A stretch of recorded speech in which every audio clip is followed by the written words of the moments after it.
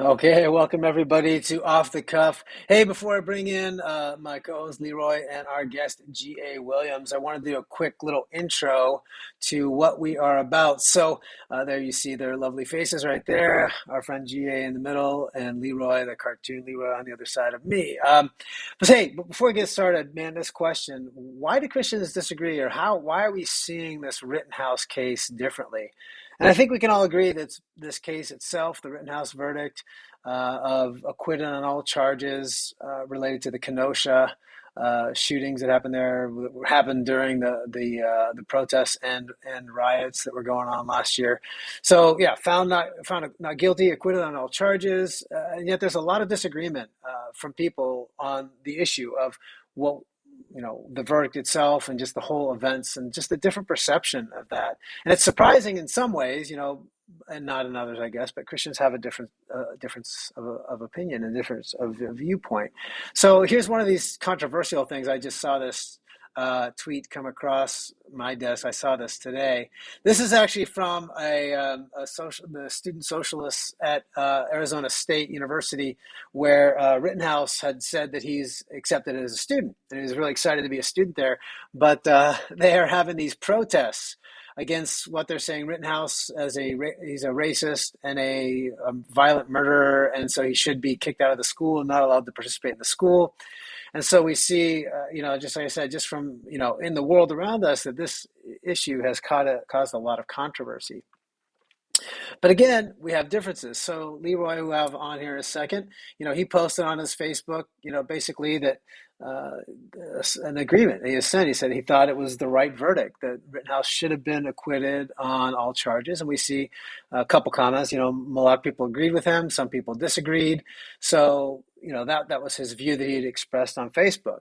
And then we had my brother GA, who also expressed some views that he was in shock, just sort of disbelief and didn't know how to pray. And then there was a lot of response and affirming this was some people said it was a terrible decision. Some people just said this was horrible, and a lot of different comments there that came as well. So again, all these Christians all have a different view, and that's why I'll bring in my guest. Well, Leroy, you're not really a guest, you're a co-host, but kind of a guest today, because I kind of I kind of see myself in this role a little bit today as a bit of a moderator, I guess you could say, although we all have our own opinions and ideas on this.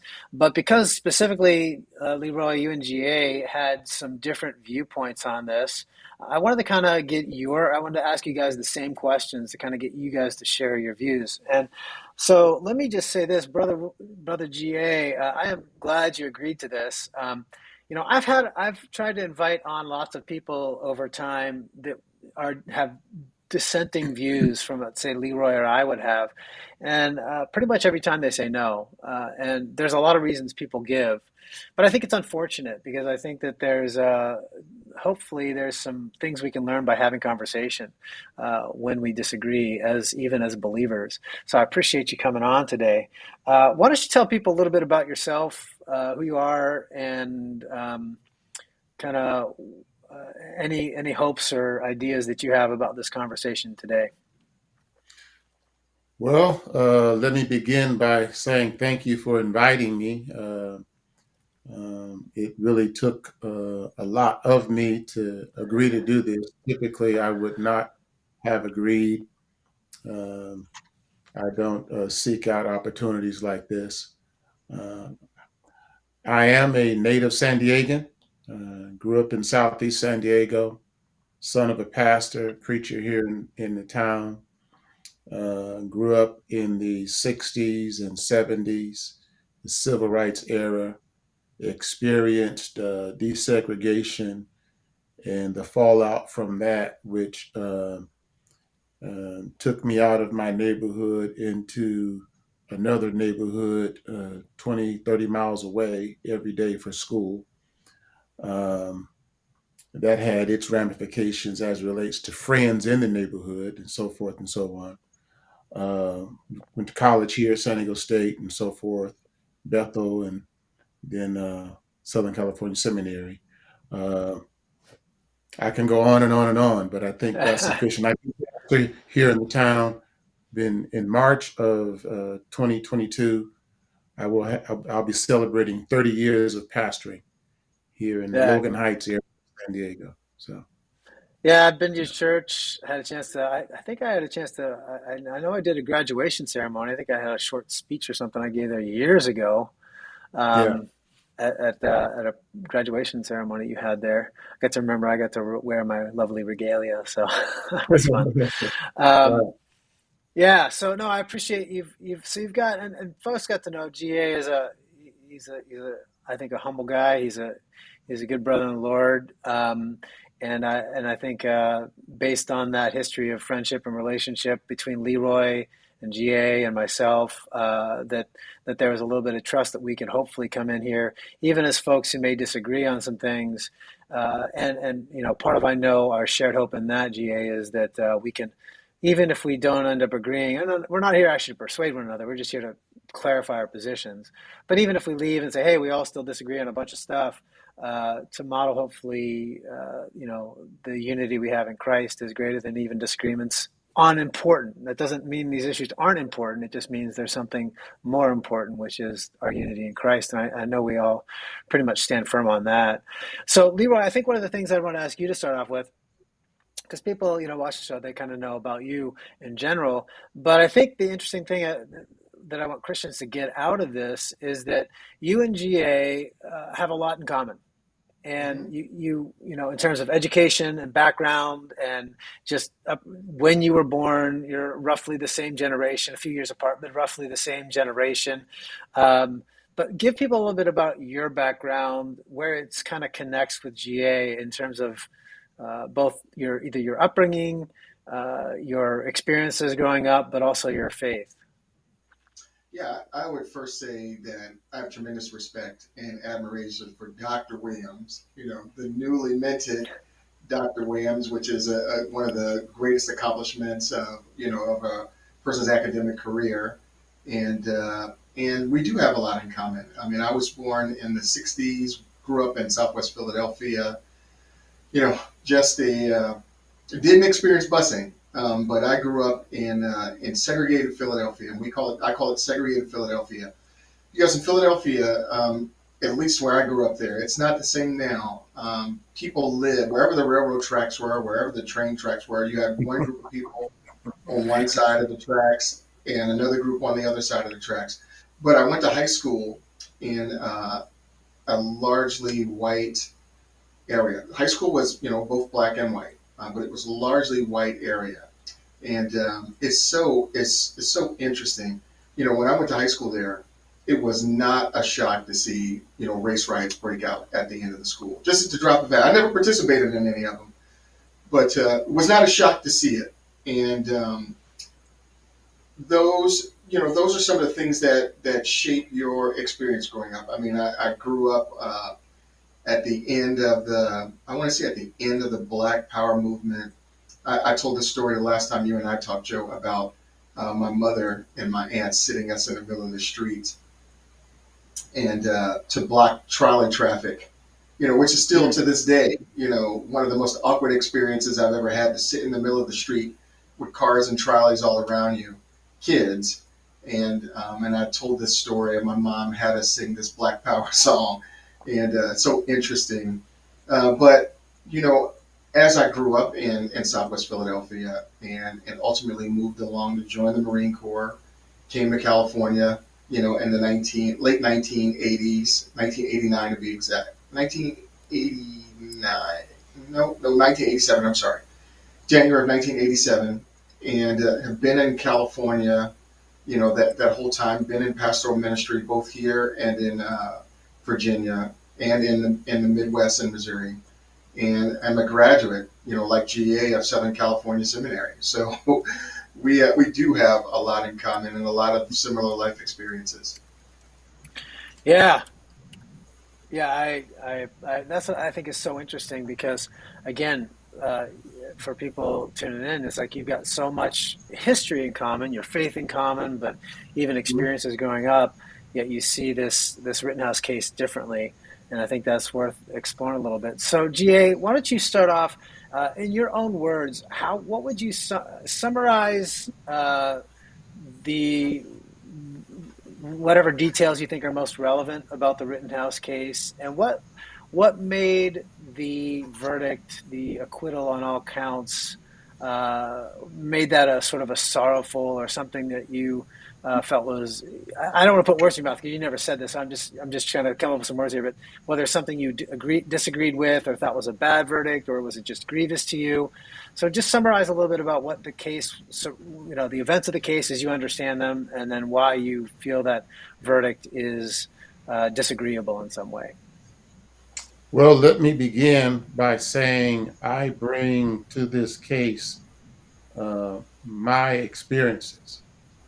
And as an African American, young African American male, experiences of my children, experiences of friends, experiences of people I minister to, and I minister to people in consideration of their social experiences in the Mm-hmm. context of their experiences.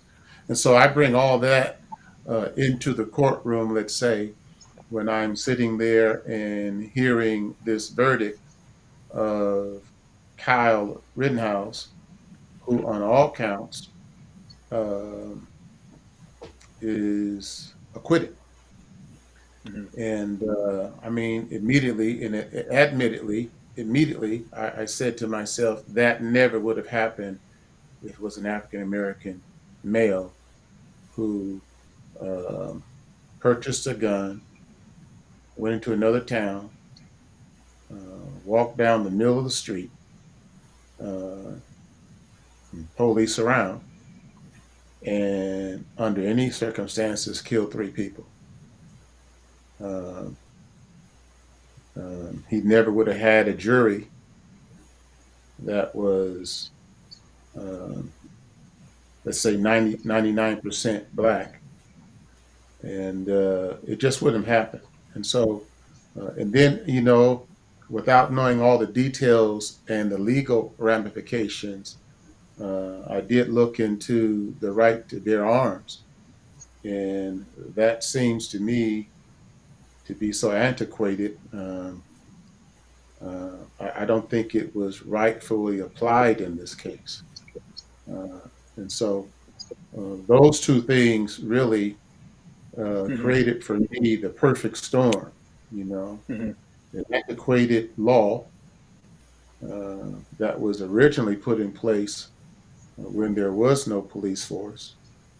And based on my understanding of the law, was designed to protect a person in their home, on their property, not necessarily to uh, purchase arms, go to another community and do what Mm-hmm. he did.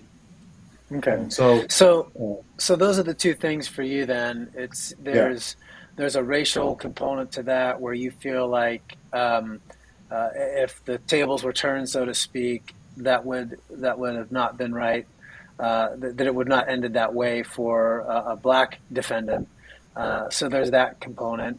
The other component is you feel like the law itself, and I'll put out to anybody, none of us here are legal scholars, but hey, if we watch the case, we have views on this that relate to both the ethical nature of these laws and how they're played out. So none of us are pretending to be legal scholars here. We're just saying this is how, even if there is a law, even if it was just, maybe it shouldn't be, so we're going to explore those things from an ethical standpoint, from a Christian perspective as well. So that's not a disqualifier for making those observations mhm. for any of us, because we're all in that same spot, just to make that clear. So then there was that component to it.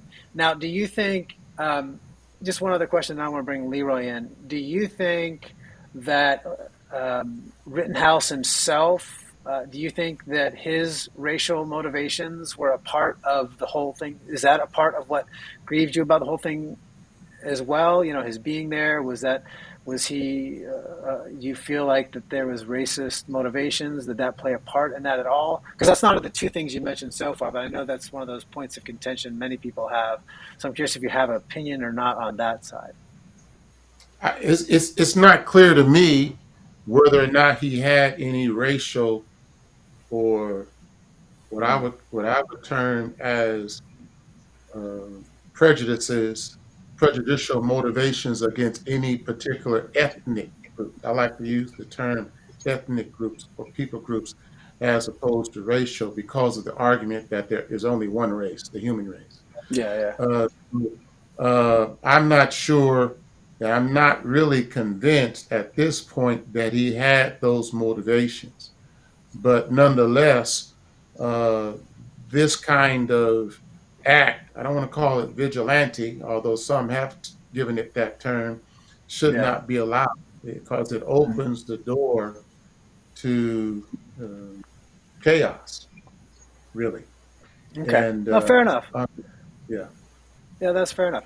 Leroy, let me loop you in here, man. So, what is your take on the important details of the case? Where did you come down on this? Explain that to people, and then I'll have you guys kind of engage with each other's views a little bit. You guys can ask each other questions too.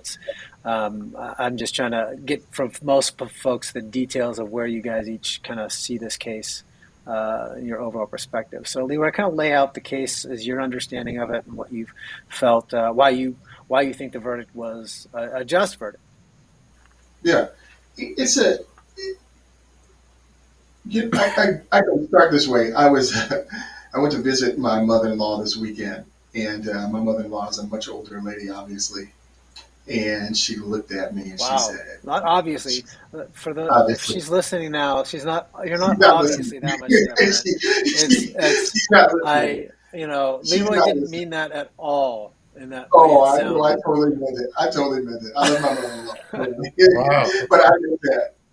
I But tried she to help looked you. at me. She looked at me. She's from Braddock, Pennsylvania, upstate PA.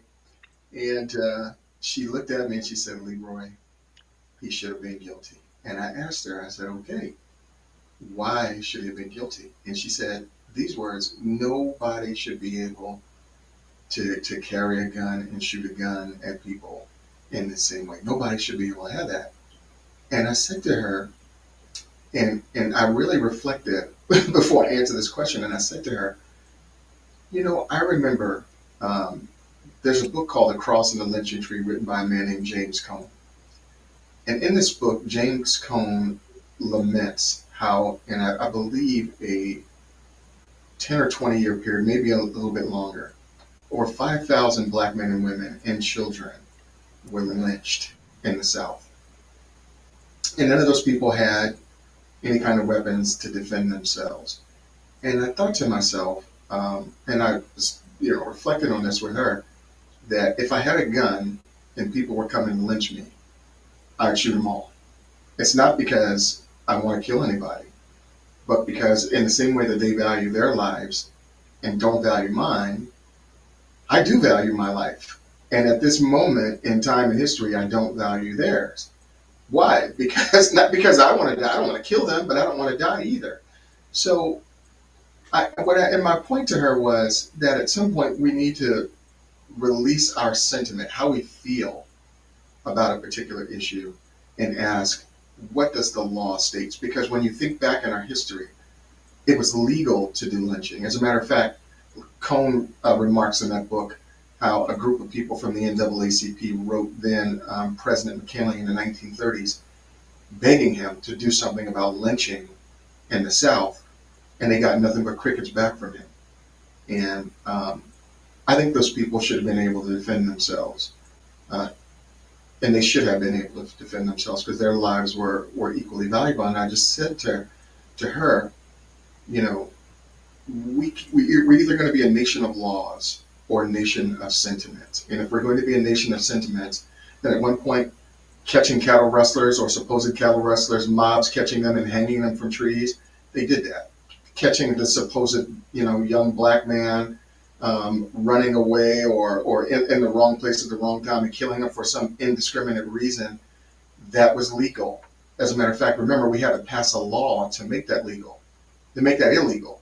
So we're either going to be a nation governed by sentiment or we're going to be a nation governed by laws. And I said to her, here's what the law says. The law says in Wisconsin that If someone is trying to take your life, you do not have to retreat. You don't have to run away. You don't have to back up. You have every right to defend yourself. That's what the law says. The law says in Wisconsin that a young man, and I think sometimes, we who grew up in the cities and see how gun violence works in the cities and how people use guns in the cities don't recognize that there are large parts of our country who have a very long history with guns and they use them properly, particularly in the Midwest.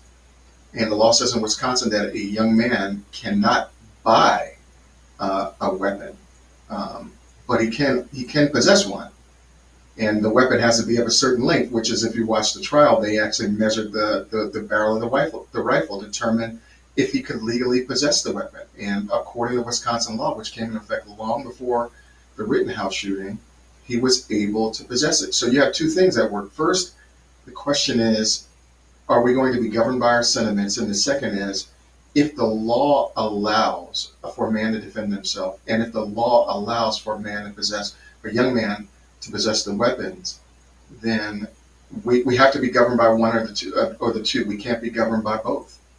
And if we're going to be governed by law, a nation of laws rather than a nation of men, then we need to adhere to the law. And sometimes that doesn't work to our benefit. Sometimes it seems unfair, but that's the best legal system there is in the world. And I think that we have to be not governed by our sentiments, how we may feel at a particular, moment or point in history. And we have to stick to what the law says. And that isn't to say that every single law is just. Obviously, there are some unjust laws. Slavery was unjust. Lynching was unjust. But I would say, if I were one of those young men who they were chasing through the woods and I had a rifle, I would use that rifle. And I would hope that any young person or old person or middle-aged person who has a weapon or an ability to defend themselves would defend themselves legally rather than allow people to take their lives. And I think that's the real case here. And I would say this last part: it isn't that Black people in America don't benefit from using the Second Amendment. I can tell you, noted rappers like Soldier Boy and DaBaby, two of the hottest rappers in town, both actually killed men who were attempting to take their lives. DaBaby killed a guy in North Carolina at a Walmart. Soldier Boy killed a guy who had broken his house with another group of guys. He shot the guy, and while the guy was still moving on the ground, he admitted shooting the guy twice while he was down. So my point is, when we look at how the law works, Blacks do benefit from using the Second Amendment. And I think that sometimes gets obscured in the midst of these debates where we have what the law says and how we may feel about it. I can't hear you, Joe. Oh, sorry. Let me jump in with this. I had it muted because I was looking up something. I didn't want the sound to come over. um, so there's several. I want to get to the race side of this as well, because I know that is one of those sticking points, especially for Christians as well. But both of you kind of also mentioned the gun issue and the what's legal or what's not, or the use of guns and violence and not. So let's start there instead of touching on the race side of things, just for a few minutes at least. And you guys are welcome to ask each other some clarifying questions in this process too. This is just the first thing that comes to my mind. So, I was born in Pennsylvania, so I'm new to California in the last decade. What's that? So that's unfortunate. Yeah, yeah. It's Well, no, fortunate for you because I've enriched your life so much by my involvement. So it is Yes, unfortunate for you. Unfortunate for me because that entails me having to put up with you. So, that's right. but GA makes it worthwhile. So he's positive balance there, Leroy. Yeah. Don't Yes. try to get. Yeah. So here's the thing. So it was interesting. I don't know when I came across this bit of news, but I didn't know this. When you look at California's gun laws, the restrictive laws that California has for possessing and using a firearm, I don't know if either of you know, the history of that is really interesting because up until really the 60s, California had no real restrictions on, carry, open carry, that kind of stuff. To my knowledge, again, I'm not a legal scholar, but it was fairly open until the '60s.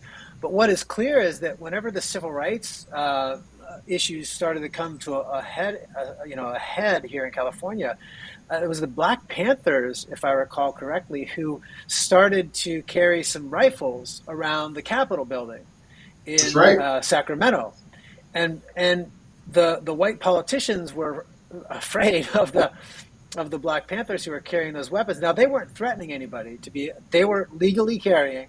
They were not threatening with those weapons. They were not doing anything. They were not even threatening to harm anybody. They were just saying, we're here and, we're going to defend ourselves if police come after us. They were talking about purely self-defense is my understanding of how their protest was involved. There was no threats. But because of that, the white politicians were so scared of blacks having firearms, they started to pass all these gun restrictions so that basically they couldn't have black people in positions to defend themselves. So, and most of the laws to confiscate guns at those point in time were really white politicians trying to take guns away from blacks. Was the goal. I mean, they didn't say it in the law, like, oh, stop black people. But, that was a lot of the motivations behind that. So, I look at that and I say, GA, when you're making your point there, I'm thinking, you know, and I don't mean this just to you, but to you and Leroy, is it short-sighted of us to look at Rittenhouse and say, see, this is why we need gun control and gun laws for people to carry, when historically those laws have actually been used to the detriment of those out of power, Mm-hmm. specifically black folks, but it can be used for anybody who doesn't have political power to protect themselves. And so while it seems like it's convenient now to equalize things, possibly in history it wasn't always that case. So I don't know. GA, what do you, GA or Leroy, whatever. It's not really just an Well, open let me question. Thoughts on that? I'm let curious. me let me say, going back to the origin of the Second Amendment, uh, there was no police force, Mm-hmm. and America was, for the most part, rural, and so people were given the right to bear arms to protect themselves at home on their property, not to roam the streets with them and shoot somebody just because you were afraid of them. You know, I think we see that inordinate fear, not in the Rittenhouse case, but in the Albury case, when the attorney stood up and said, and I hate to jump tracks here a little bit, but I think I want to make a point here. The attorney, out of some inordinate fear, said, "We don't want black preachers in the courtroom." Mm-hmm. You and when the Second Amendment was ratified, blacks or Negroes, as they were called at that time, couldn't carry guns. They weren't allowed to. And so I guess my point is there has always been there is a history of in, in, in, in inequities as relates to these laws. And yeah, in California, the law was an open carry law, and it wasn't a problem until the Black Panthers decided to start wanting to Mm-hmm. carry guns. Mm-hmm. Now it's a problem. Again, inadequacy, help me somebody, Inequities. I gotcha. Inequities. inequities, inequities. And so, and I see that in the case with Rittenhouse, Mm-hmm. um, as it relates to the judge. I seriously wonder if he had uh, interacted in that same way with a young African American male. I seriously wonder.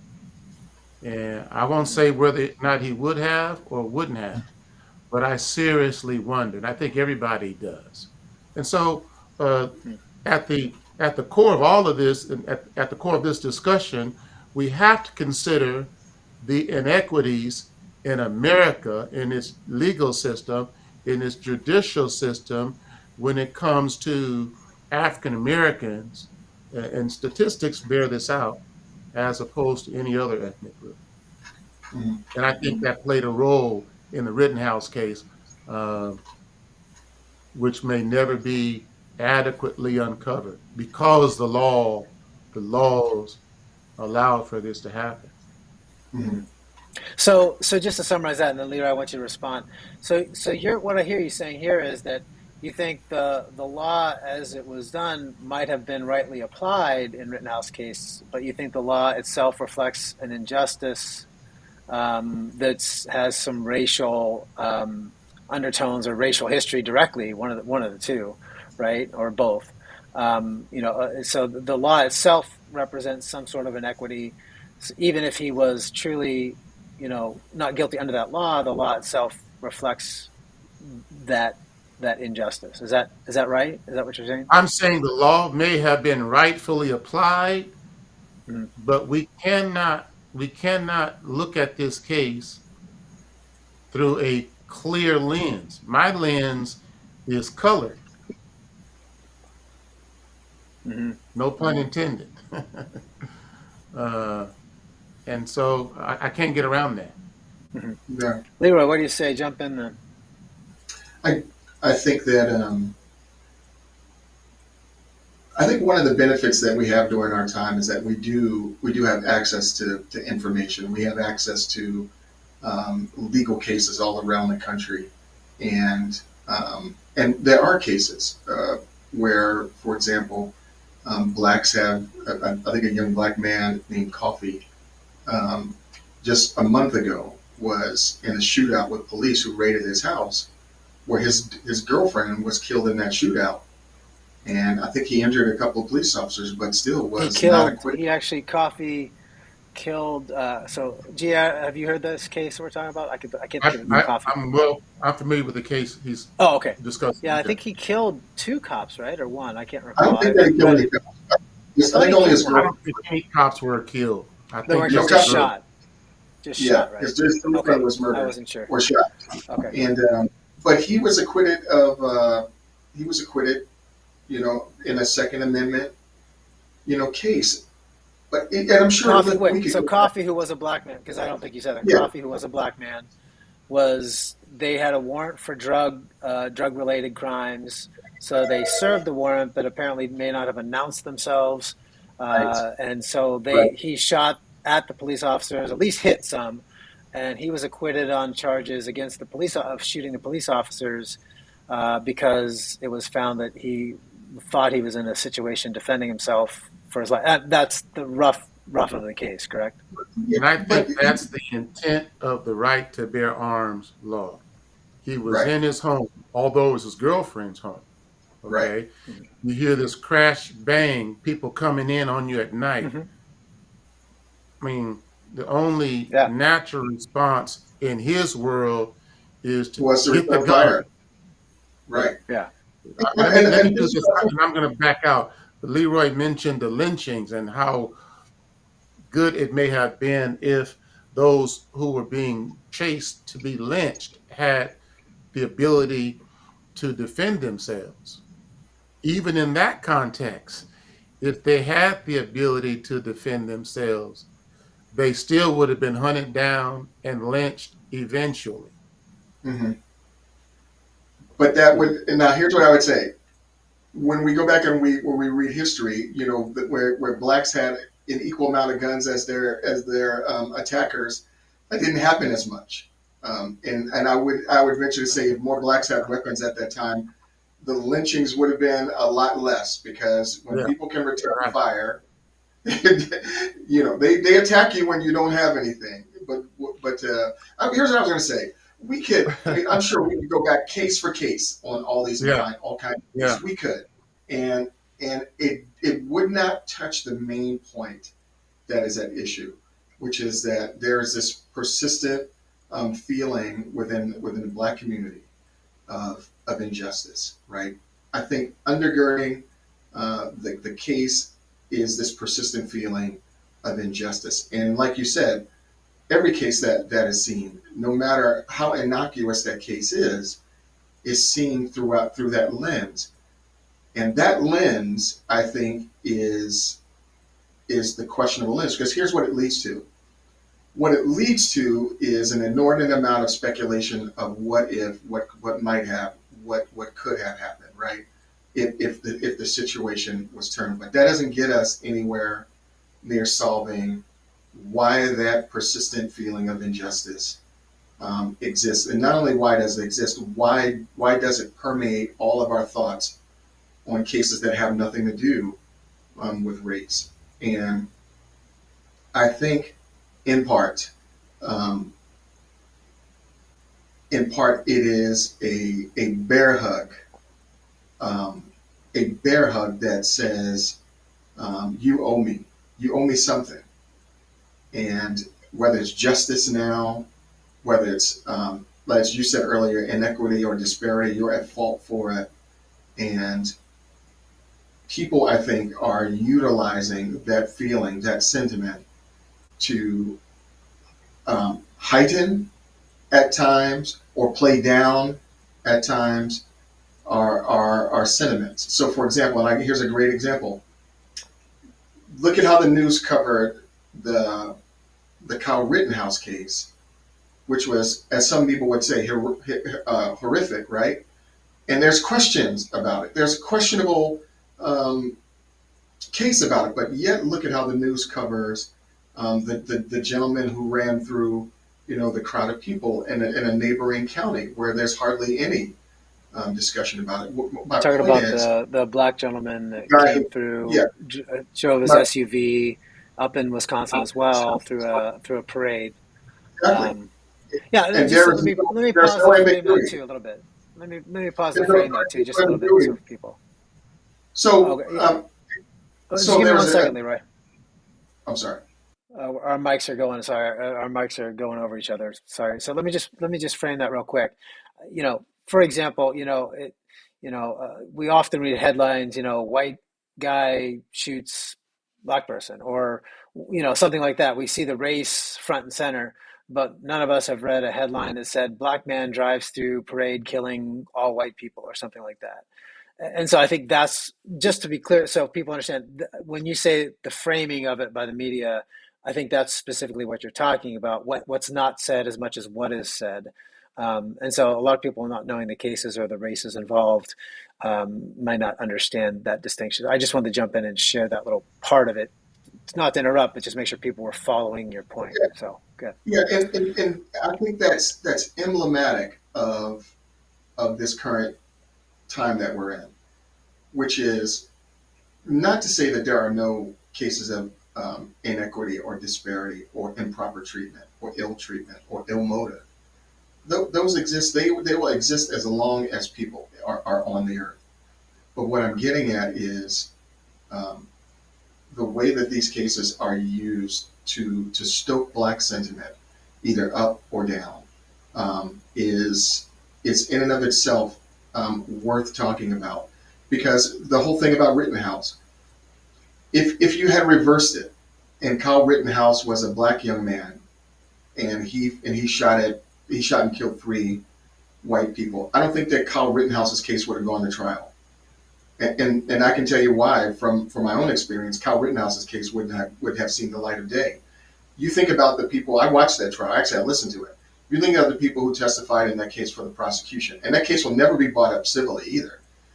All of the people that the prosecution brought to trial, this is the prosecution who they brought to trial to testify, supported Kyle Rittenhouse's view of the events. All of the people that the prosecution brought, even the eyewitness testimony, agree with Kyle Rittenhouse. Even one of the guys who got shot made the case for Kyle Rittenhouse. That case should never have seen the light of day. It should never have been brought in. If he was black, they would never have brought that case. Now, here's what I will say: because of the timing and our history, and I don't think that we're as strong a people as we used to be. I can see why they brought that case, because if they had not brought that case, then the screams of injustice would have been howling from the rafters. So I can see in some ways why they brought that case, but that case should never have come to trial, because the facts did not support any kind of murder in that case, as awful as it is, as tragic as it was. Now, in the case of the guy in Waukesha. That's clear that the guy murdered people. He was zigzagging his car, um, through a crowd of people. Yet the demonization that followed the one case, the Kyle Rittenhouse case, is lacking in this case, where one is clearly not even a question or hint or scintilla of doubt about it. And what I'm getting at is we're not taking a step back and looking at this whole situation and seeing how people are attempting to gain power by using our emotions, how we feel about an issue. When I went to Newport News, Virginia, and pastored in a church back there, you know, inner city church, and I would get guys in my Bible study, and they would always start with these words: I feel," and I spent maybe the first month telling them, "I don't care how you feel. I don't care Right. how you feel. Right. I don't even Right. I want to know how you feel after you tell me what you think. You know what I mean? Right. Because that's most important, for all of us right now. And then we'll deal with how you feel about it. And this wasn't because I was trying to be harsh to them. It was because people want us. I think people want us to feel, and they want to drag us up and down and around by how we feel. And GA, you and I will agree on this. How we grew up is not that at all. That's not how you and I grew up. Our Right. parents, if stuff was wrong, our parents would say, "So what?" Right. They would say, "So They what?" do. You know why? Because they lived a little life and they know that there's injustice in the world. But they didn't want you and me out caring how people thought about us. There was a whole world to tangle with, a whole world to tackle, and they wanted you and We me to weren't, go out and be as successful as they could be. we weren't allowed to use it as an excuse. Exactly. Mhm. And so we're coming at this from a different Yeah. perspective, but not a thoroughly different perspective, not even a totally Yeah. different perspective. I see. Yeah. Here's how I see you. I see you as a pastor who Yeah. loves his people and who's trying Yeah. to serve his people. And Yeah. I will say this, having watched pastors who've been in similar situations, and I'm not saying that this is your case. So Yeah. separate what I'm about to say from here. I've seen pastors in similar situations try to take their people to this place where we used this land where we used to inhabit, and we live in a time where people don't want us to go there anymore because they Yeah. want to drag us around on how we feel about these things. And I'm just saying, um, I'm fearful. I'm fearful of it. I'm fearful Mhm. of young black men in our country. I had a nephew murdered last year. I'm Right. fearful of them. I'm fearful for their future because I think what the society, what our culture wants to do is infantilize us to make us all about how we feel on these issues. And it's not that I don't care. I do care. I'm black. I mean, I grew up here. I know what it was like. Wait, I know what black history. what? I Wait know. a I know what I second. know slavery. I was talking to my cousin this morning that I That's not had what you said my on the grandfather. pre-show. I know. I'm sorry. That my grandfather is the child. Well, my late We grandfather is a child of slaves. So I know what that's so like. But GA. I gotta tell GA this, and then I'm gonna yeah, ask him a question, Leroy. So we had a guy last year, GA, when Leroy and I were talking about a lot of the stuff that was happening with the protests and that were happening with Floyd and stuff like that. And we had a friend of mine tell Leroy that he drives a taxi in the inner city and that Leroy doesn't understand how black people think. And he's a white guy, happens to be a white guy that I knew from college. And Leroy said, I've been a black man my whole life. And Right.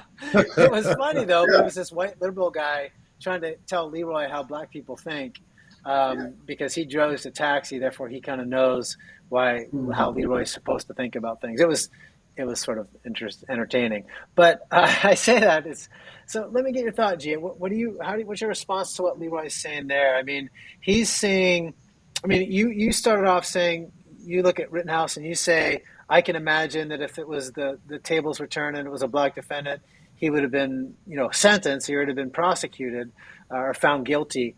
And Leroy is saying if it would have been reversed, the case would have never even gone to trial. That the only reason that it went this far was because he was white.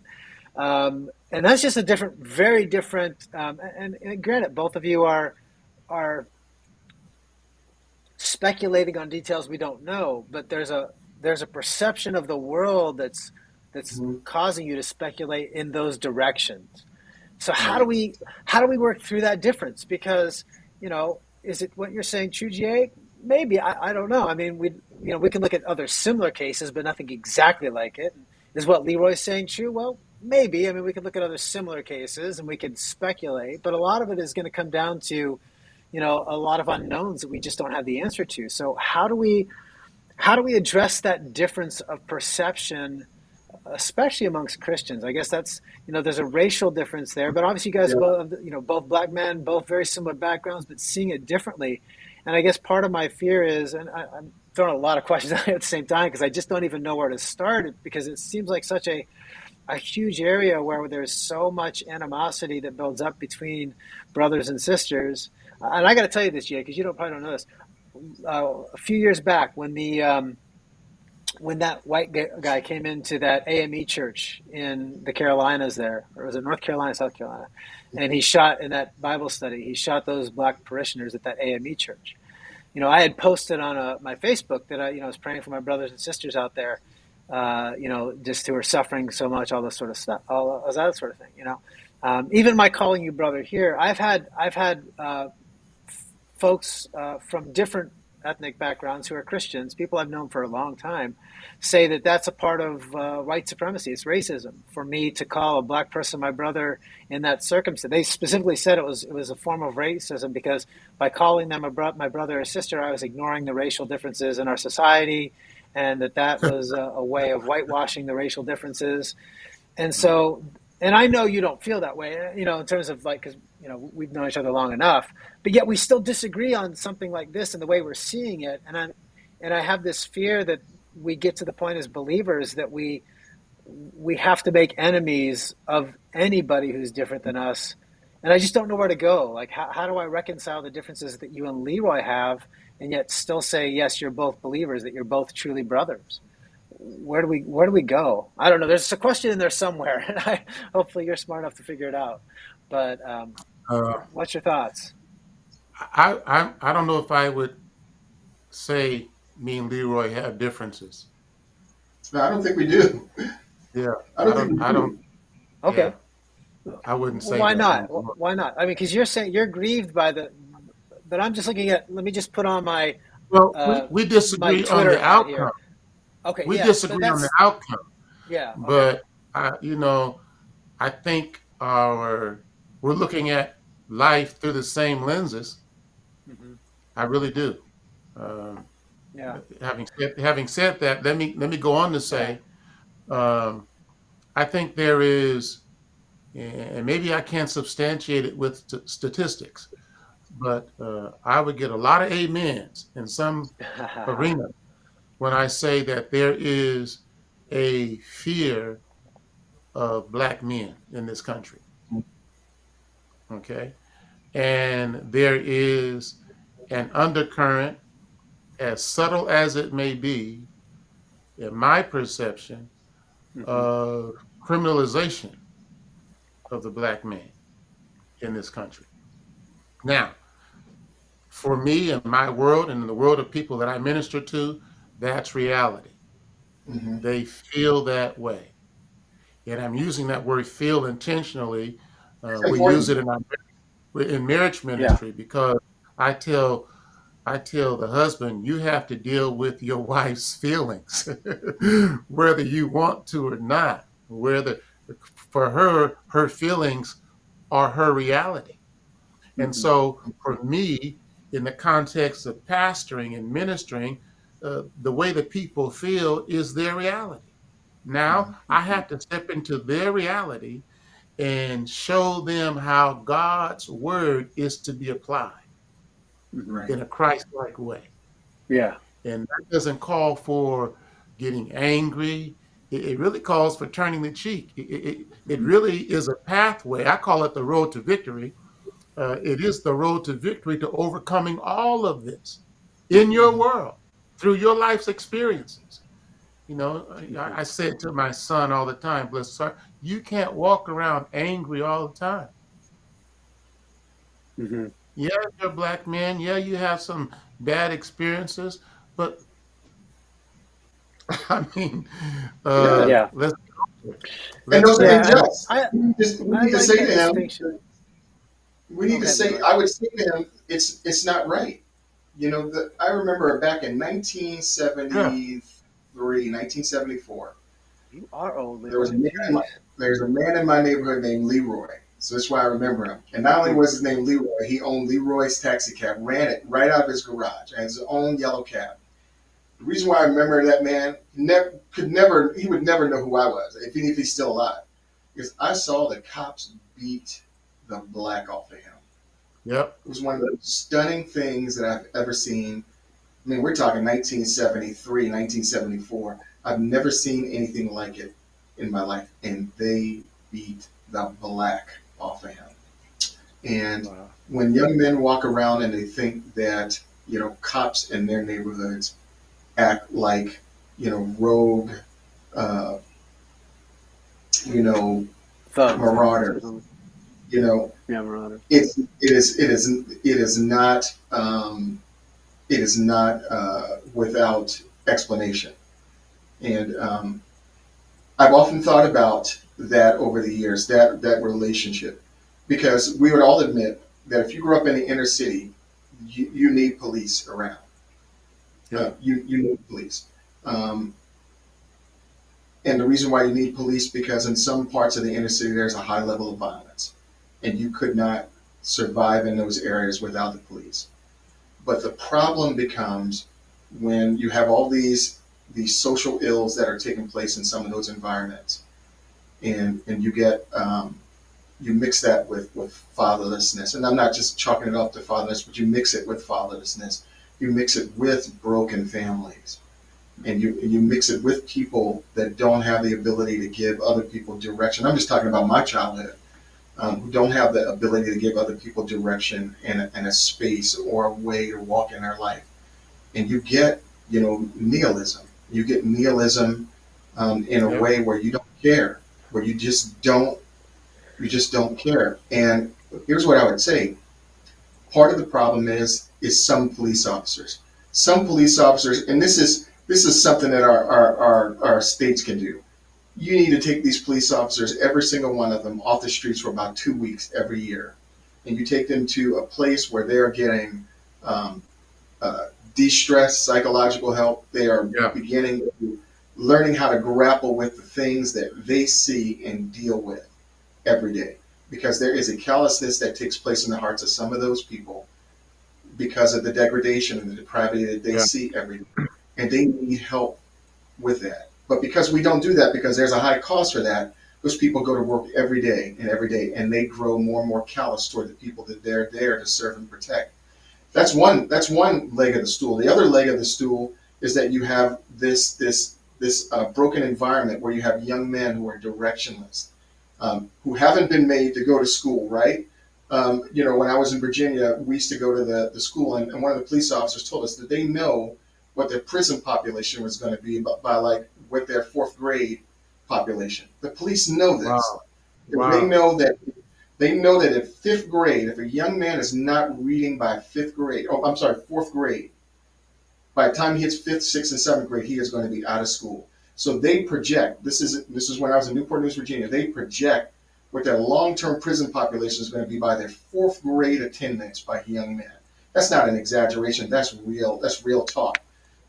So you get this environment where young men don't have the proper home structure, don't have the tools to go out and become successful, and they are stuck in this environment where they don't have dads and they don't even have solid home lives, and you get a cauldron of hostility, a cauldron of angst, violence, and you get this perception that consistently turns over and over and over. And my argument, the third leg of the stool, is that it's not all the cops. It's not all the cops. It's some of the cops for sure, and it's not on the police to fix that, because those problems that I'm pointing to are in the individual decisions that people are making every day when it comes to how they are going to be involved with other people, from their family life to the family structure and all those other things. So if we just want to make their angst and hostility about the police, we are missing a very, very large part of the problem, which is all those other things that go into it that get them involved with the police, right? And again, not to excuse Yeah. any of the hostility or the angst, but what I'm getting at is that we haven't looked at this problem in a way that is fruitful. We've looked at it largely through our pain, and when we look at things through our pain, our narrow gets really, really, our vision gets really, really small, and we Yeah. can only see our pain and frustration rather than the possible solutions and our responsibility and part that we need to play in bringing those solutions to Yeah. fruition. Let me ask you this, GA, in response to that, because this put on your pastor hat here for this one, because I think this is something you are obviously dealing with based on just your I comments always here. have But my pastor hat on. put on that man, that spiritual mantle, brother. Um, but you know, it makes sense. Like you said, everyone sees through their own sort of lens, right? We're all looking at this through a lens of our experience and our background. And when you approach people, you have to take that into consideration. When I was planting a church a bunch of years back, Leroy came on and was a part of our pastoral teaching team. So there's a bunch of us that rotated through a teaching team, and he was one of our teaching team. And I told Leroy, I said, one of my goals for you is there was a place that was there was a complex that was across from us where we met, and it was Section 8 housing. And I'll tell you, most of the people did not look like me, skin color wise. And as much as we tried to reach out, we did events, and there was a park right next to it. So we used to do stuff. Get everybody was friendly and nice, but nobody had any interest in coming out to be a part of our church that literally they could walk to, right? And so Leroy and I had a lot of conversations about that. And the goal was we realized that for a lot of those people there, they'll eat my hot dogs, but they're not interested in what a white dude has to say because they've got a lens that they're filtering through. They don't want to hear me come and speak because they got a lens. And so we part of the goal is, hey, Leroy, you can maybe get a Bible study, get something going there, because even if it's not right that they won't listen to me say the same truth about Jesus that Leroy is going to say, there's a barrier in their mind, and we have to overcome that. So we have to address it without pandering, right? We have to somehow find people's lens, find a way to break through it, but then at the same time point them towards something that's outside of that spectrum of what they're seeing, right? And so, I guess my fear in the Rittenhouse thing is that there's a history there, there's a reality there for race, racism, all those issues are true. How much of it applies to Rittenhouse seems to be dependent on that lens rather than on the facts of the case. So how do we as Christians, though, meet people where they're at, understanding that's there, but move them past that place where they can see that, and to a place that they're seeing it through a more solid biblical framework. How do we transition people there? Because it seems like we're not doing a great job, even in the church, considering the level of anger and vitriol. I mean, I know Christians who have defriended and hate other Christians because of their disagreement over Rittenhouse. So this is not like a small thing. It's not just like, oh, the world versus, Christians or something like that. What do we do with that, GA? How do we address that? Well, using my uh, pastoral hat, how do we do it? Slowly. Okay, slowly. It has to happen in the context of discipleship, which happens in the context of relationship. Yeah. So, in that case where there's this complex where you have tons of people, hundreds of people possibly, who are of a darker persuasion than yourself, you could have been Which is not successful. hard to find, by the way, considering the whiteness of my skin. Yeah, right. You could God have been reminds me every summer. successful, but it would take time. Mm-hmm. You would have to Yeah, win them over through relationship, in as much as Leroy would have to win them over through it's relationship. true. Yeah. It may be a little easier for him. We moved for a time. We moved our church from Logan Heights to Lemon Grove because I felt I was better suited to develop a multicultural, multi-ethnic church. Okay. And in Lemon Grove, which is where I was living at that time, the area was predominantly white. Mm. And one of the things I learned is that we experienced a small measure of success, but I wanted things to happen too fast. Mm. You have to take time and build relationships with people, even of different color, different ethnic persuasions.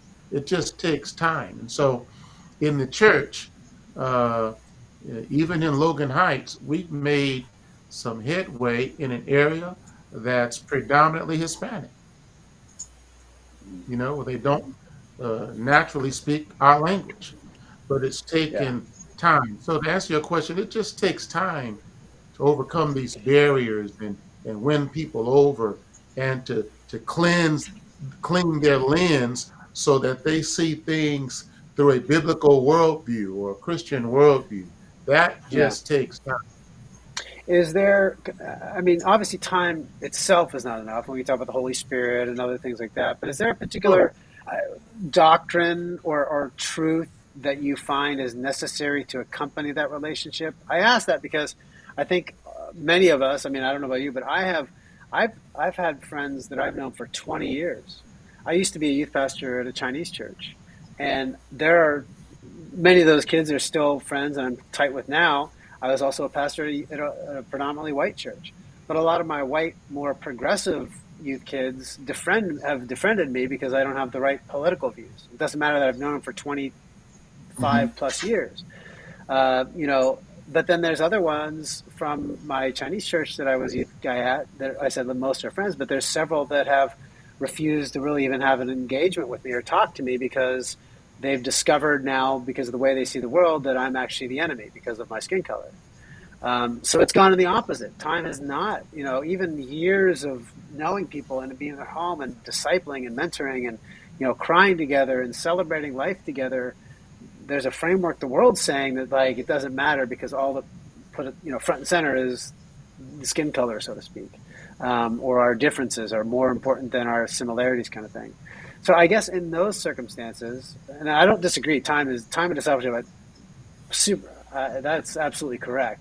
But there has to be at least what's the theological ingredient I could add to that? Like, what is it that you try to get people to see in that would make value, whether it be the Rittenhouse case or other things where people are using, a legal case as a reason to divide? Is there some biblical story or truth that you think, okay, this is going to help us get over that hump? I'm And searching Leroy, you for can that answer in too, my but mental Rolodex, but I yeah. can't help but getting stumped over the fact that God really used the Apostle Paul because wherever he went, he spoke their language. Mm, Hmm. mhm. I think that's huge. I think we can't, we can put a theological tag on that if we need to. But Paul spoke their language. Peter didn't. No one You else mean did. actual language, or what do you mean by what you said? I think I I know, but I'm want to saying for think people Paul listening. spoke their language. He spoke their actual language. Okay, yeah. Yeah, yeah. And we have to learn how to speak people's language. Hmm. The Leroy, problem in what the do you church say? Oh, good. Sorry, the I thought you problem were in the done. church today is millennials are leaving Mm, Hmm.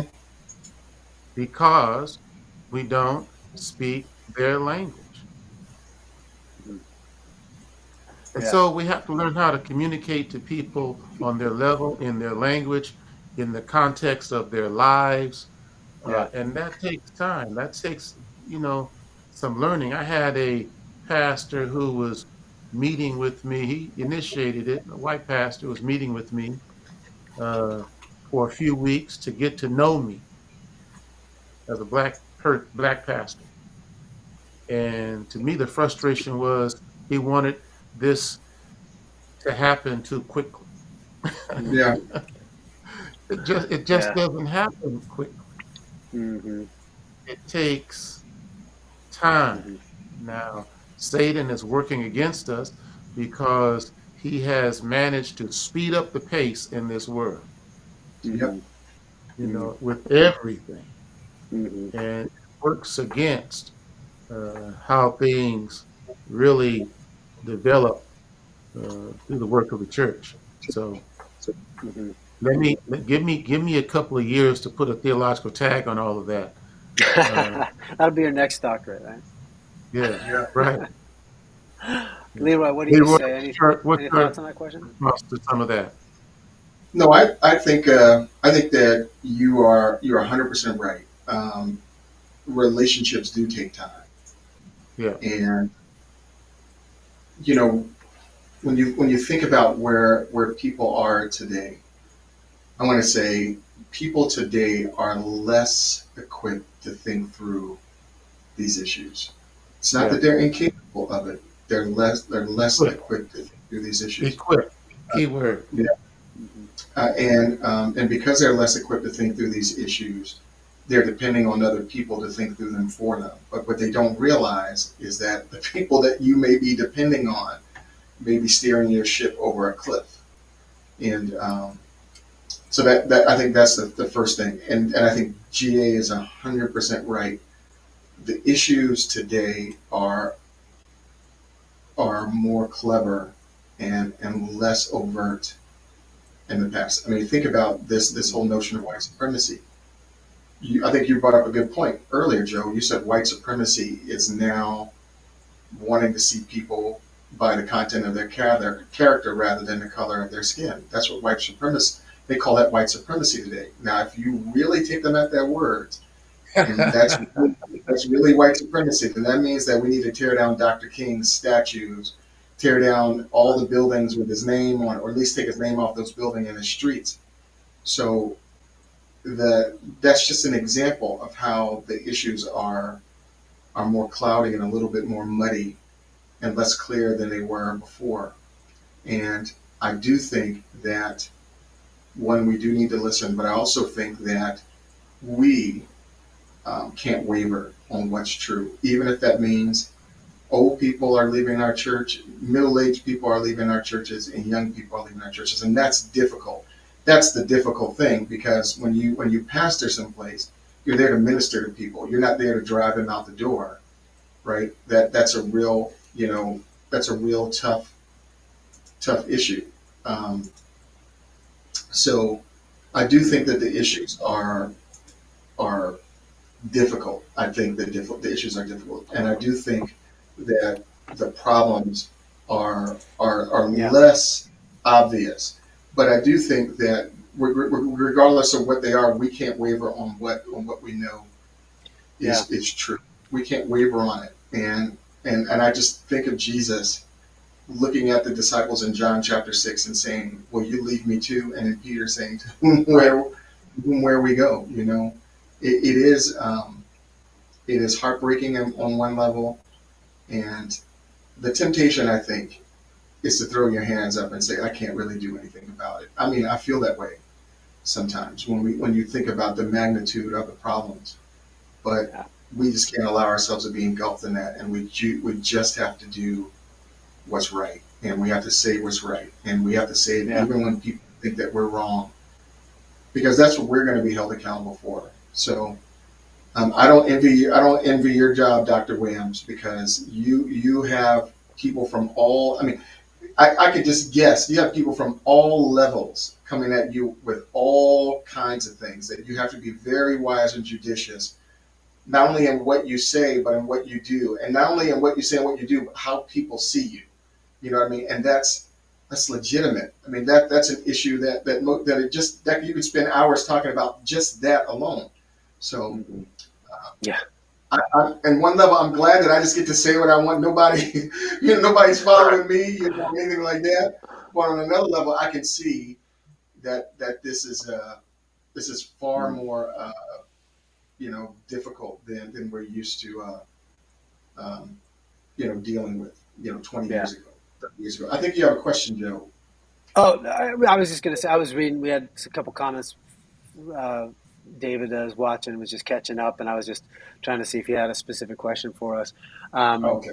I was just gonna say though that yeah, I think it's tough. in the pastoral side anywhere these days.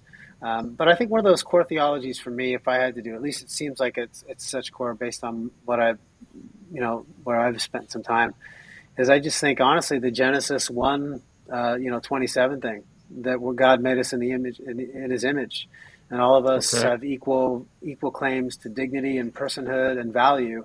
And Sure. I preached a sermon actually this last year, actually up north, in a little bit east of LA, and it's a predominantly black church that I was at, and I did this message on that issue, and I brought up the story, I know both you guys are familiar with. Whenever they were having during the civil rights period, they had the sanitation workers strike in Memphis, right? And the sort of iconic sign of these guys, these black sanitation workers holding up signs, "I am a man," right?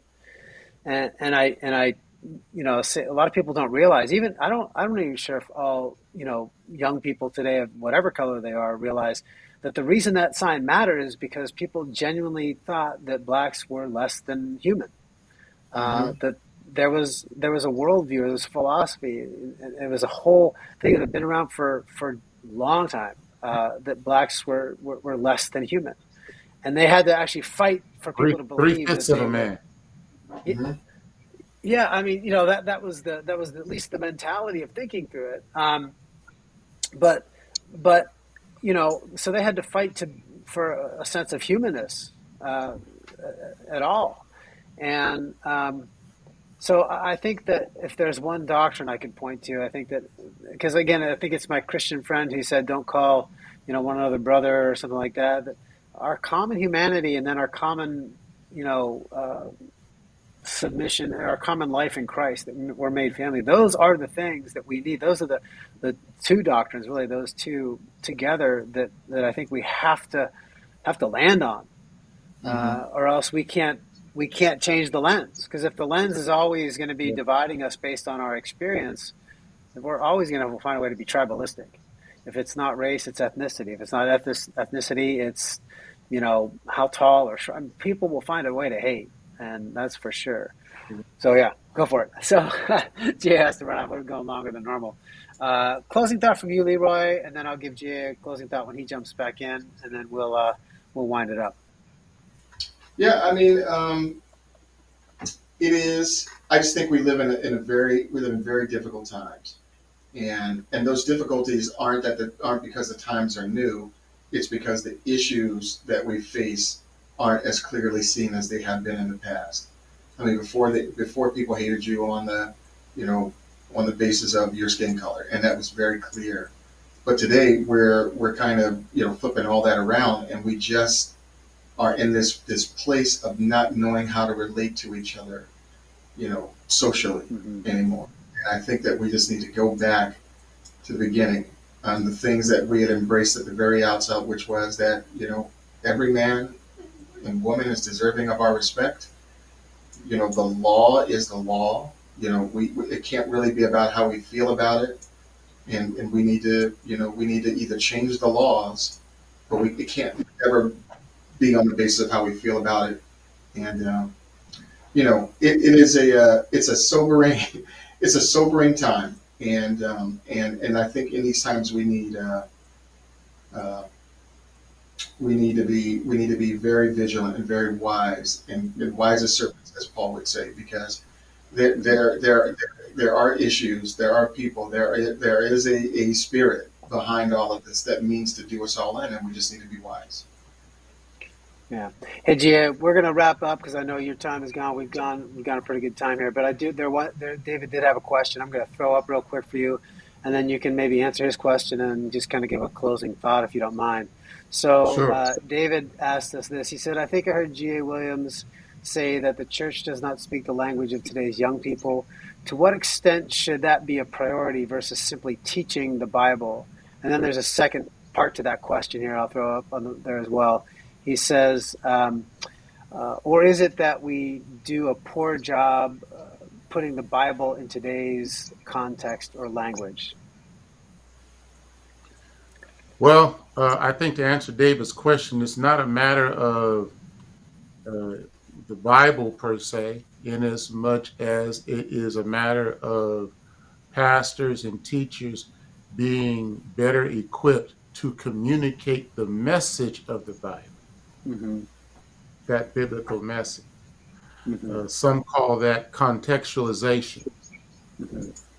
You know, it's used, that idea is used primarily for the foreign mission field, but America is the foreign mission field.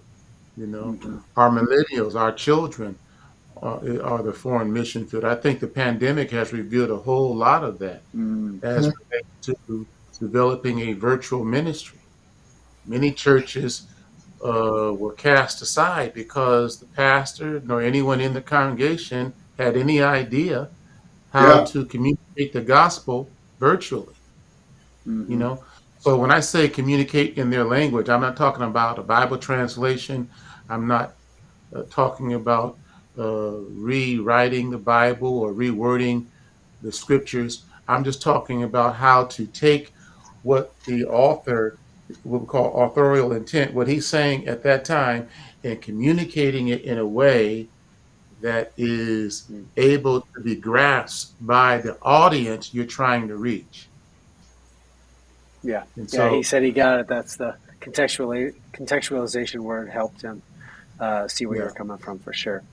So, any closing thought for you on whether, I mean, we've covered a lot of topics here, but is there a takeaway you think you'd want to leave with folks from what your view is, whether it's related to Rittenhouse or race issues or gun issues or just church issues, or what's your final thought here? I'm gonna keep it simple. The gospel is the answer. hmm Yeah, You know, I'm with um, you on that, brother. I just think the church is the key. I think the church in our day has to refocus, do some adjusting, but so that the message is communicated clearly. I think this is a very critical time for the church.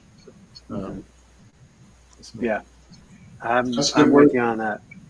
Yeah, Yeah, I think that's one of the things is all the study we do, find a way to keep it simple, put it back to Jesus and the gospel. That's that is a critical piece to working through the, like Paul said, you know, he chose to know nothing except for Christ and Him crucified.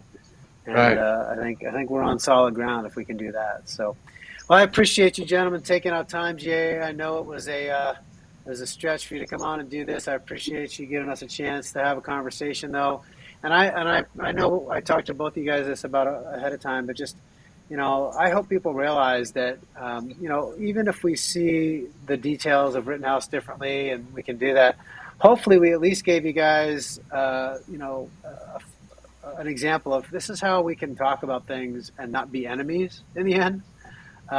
This is how we can talk about things and recognize the troubles and the travails of our world, and that there are hardships between different people of different backgrounds, different ethnicities, different racial constructs, however the society wants to do it.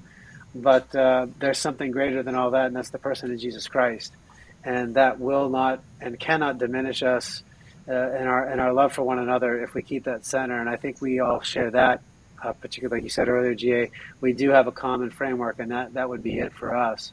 And so I appreciate you taking the time to do that, brother. And Leroy, as always, it's a blessing.